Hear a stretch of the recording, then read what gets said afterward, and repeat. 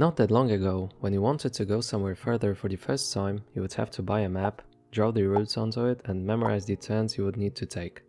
For some people with a memory of a goldfish, that must have been a really difficult task. Just imagine misremembering a single turn. It could potentially make you lose hours of pointless driving. They even made a whole TV series about it. At least I think so. Never watched it really. Nowadays, we barely remember the struggle of our parents and grandparents, because fortunately some really smart people came up with a system that makes navigation incredibly easy. With just a few clicks, you can get precise directions to wherever you want to go. Well, most of the time. It's an awesome piece of technology that we simply take for granted, but have you ever wondered how it works underneath? Before we get into that, let me tell you about a problem that has troubled the brightest mathematical minds of our time, the traveling salesman problem. Okay, so here's the setup. Imagine a salesman who needs to visit a bunch of cities, and then return home. The goal? Find the shortest route that visits every city exactly once. Sounds simple, right? Well, in reality, it really isn't, but let's try to come up with a solution. The first thing that comes to mind is just to check every single combination of routes. Let's do that then. We're gonna start with 3 cities.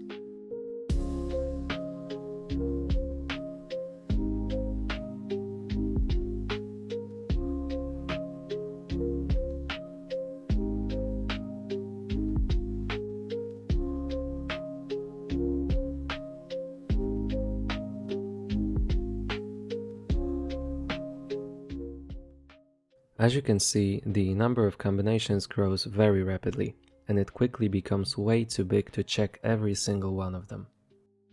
For just 10 cities, there are over 180,000 possibilities. For 20 cities, we're talking about 60 quadrillion. That's way more than the number of stars in the Milky Way. Brute forcing through that would be like banging your head against a concrete wall. Delivery companies like Amazon or UPS face this nightmare every single day. Of course, they don't brute force it, they use clever tricks and approximations. Luckily for us, when we just want to drive from home to McDonald's, the problem is way simpler. We just need the shortest path between a couple of points, which is much easier to do. Okay, but how does the phone actually see the map? Well, the best way to represent a map is in a form of graph. It's very simple. These dots here are intersections, and the lines are roads. Each road has a weight assigned to it, which basically tells us what is the cost of driving through that road. This can take a lot of things into account, like traffic, road quality, speed limit, distance, and many other things. Right, so once we have our map ready, the question is, how do I get through this spaghetti to reach my destination? To answer that question, we need to look at some pathfinding algorithms. Let's start with the grandfather of this whole field, Edgar Dijkstra, I hope I'm pronouncing that correctly, the creator of Dijkstra's algorithm. So apparently, this guy got tired of shopping with his fiancée. I'm sorry, young fiancée. So, he casually sat down to drink some coffee and designed this algorithm in 20 minutes. You know, casual genius things. Right, so how does his lunch break creation work? Let's look at an example. Here is a graph. Our goal is to find the shortest way from point A to point E. We start at point A, so we can mark it as visited and save the closest distance, which would be 0, because it's a starting point.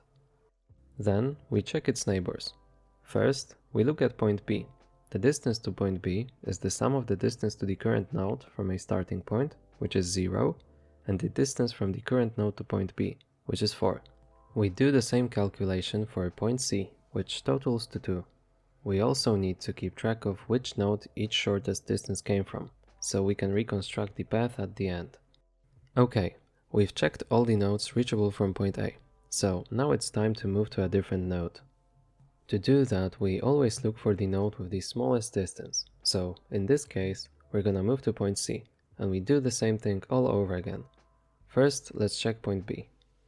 The total distance to point B is 3, so we've actually found a shorter path. In that case, we update the distance value to 3 and update which point was it calculated from. Then we proceed with the other neighboring nodes. So for D it's gonna be 10 and for E it's gonna be 12. Now the neighboring point with the smallest distance is B, so let's move here. We do the same thing, you'll probably get the idea by now. So for D it's gonna be 8, which is smaller, so we update the information, and for E it's gonna be 9, which is also smaller, so we do the same. Okay, now we move to D. Distance to E would be 10, so we do not update. And finally, we've reached E, which is our destination. Great! Now we can trace back our route. So it would be B to C to A. Then we reverse the order and we're done.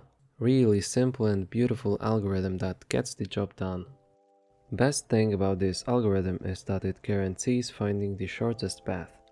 But it also almost guarantees that you will fall asleep in front of the computer screen before that path is found. So, how can we make this algorithm faster? Is there a smarter way to choose which node to check first? Of course there is. Let me introduce you to A star. This algorithm is more like this guy from Work Smart Not Hard memes. It tries to minimize the number of nodes it needs to check by using something called heuristic. It's basically a fancy way of saying that it makes an educated guess based on the information it has.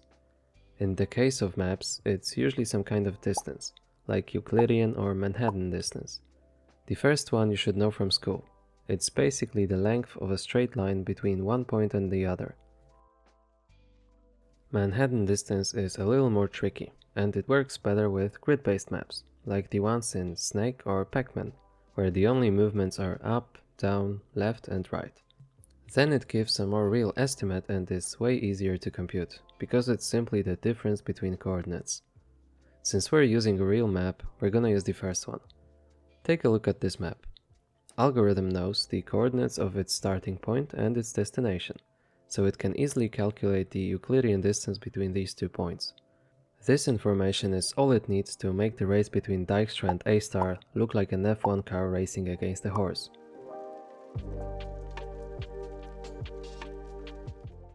As you can see, Dijkstra expands evenly from the starting point. It looks similar to when you throw a stone into water and the waves start expanding evenly from the impact point.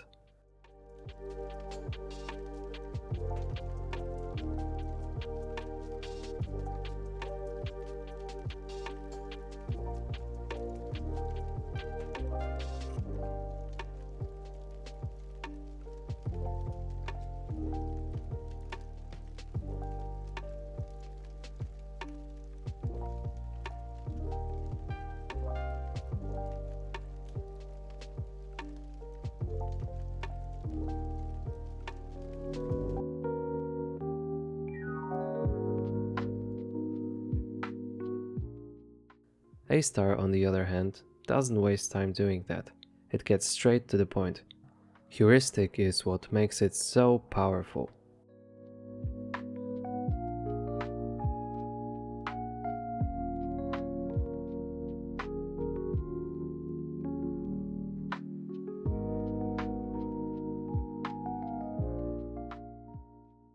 Okay, so now you might think, does my phone just run A star and that's it? The answer is, as always, it's not that simple. While A star or something similar to it might run under the hood, it's most likely just a cog in a massive machine. Real navigation apps throw a whole toolbox of tricks at a problem. They need to consider live traffic data, road closures, one-way streets, construction, speed limits, even the time of the day. Because the shortest path at 2 AM can turn into a parking lot at 5 PM. I think we've all learned it the hard way. Oh yeah, one more thing I forgot to mention.